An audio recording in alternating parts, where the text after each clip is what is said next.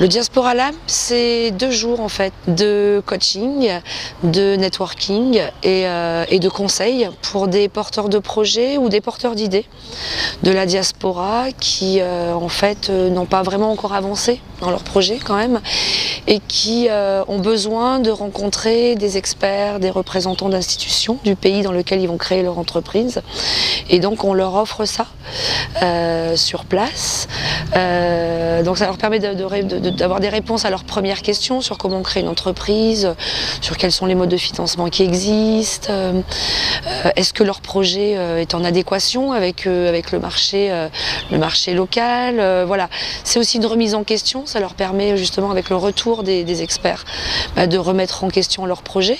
C'est aussi les préparer un petit peu à, et ça c'est le volet coaching, ça leur permet un petit peu de se préparer à petit à petit savoir présenter son projet, savoir qu'est-ce que ça engage de créer une entreprise dans son pays d'origine quand on vit en Europe. Comme l'homéopathie, ça reste du médicament, donc il y a une réglementation, il y a un cahier de charge, il y a des autorisations de mise sur le marché. Et donc du coup, je l'ai connu en France, mais pas en Tunisie. J'ai une pharmacie qui est sur la Canébière, spécialisée donc en homéopathie. On crée notre propre produit homéopathique, médicaments homéopathiques. Comme la plupart des laboratoires existants aujourd'hui ne font que de la simple distribution dans les pays, dans plusieurs pays, l'idée c'était en fait de créer la même chose mais en fabriquant les médicaments sur place et non pas de les sous-traiter ou de les faire importer. Je suis là aujourd'hui donc au Diaspora, c'est pour être accompagné sur tout ce qui est côté juridique, financier. Et j'ai déjà démarré mon projet de Ambo bovine au Sénégal, ça fait 2 ans. J'ai 5 employés et en même temps j'ai des employés indirects parce que j'ai 20 hectares et je cultive 10 hectares de maïs et 10 hectares de arachides pendant les saisons de pluie. J'ai l'ambo bovine, des bœufs de viande et je préfère vraiment avoir un accompagnement pour bien élargir ça et avoir des vaches en lait. Ce type d'atelier, c'est un accompagnement, pour moi, c'est rechercher des conseils au niveau, on va dire, plutôt de l'autre côté de la Méditerranée en termes de création d'entreprise.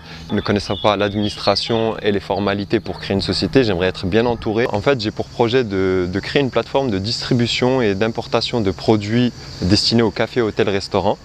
Ce serait vraiment de pouvoir importer les bases de ce produit pour que les professionnels de la restauration marocains et africains, à terme, puissent, on va dire, proposer une gamme élargie de leurs produits. Donc, étant commissionnaire de transport, j'ai vu qu'il y avait une opportunité donc, dans ce domaine-là. Je pense que des ateliers comme ça stimulent les affaires grâce justement au réseautage. Et enfin, le financement. Trouver des partenaires financiers, mais pas que, ça peut être des bailleurs de locaux.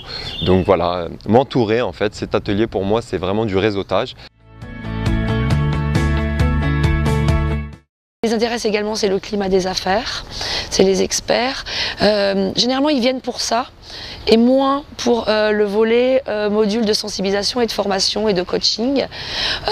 Et c'est au bout de 2 jours que finalement, ils sont assez contents d'avoir eu aussi ces modules qui pour eux au départ sont un peu anecdotiques. Mais finalement, surtout ce qui est important, c'est pitcher son projet. C'est vrai qu'ils se rendent compte que souvent, ils sont très habités par leur projet ou par leur idée.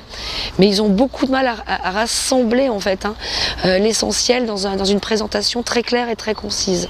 On essaye de mélanger à la fois du collectif et de l'individuel. Et puis l'objectif aussi pour les partenaires de Diafrique Invest, évidemment, c'est de repérer des porteurs de projets qui pourraient ensuite bénéficier du parcours entrepreneur plus abouti, de l'accompagnement en France, en Europe et puis dans le pays de création de l'entreprise.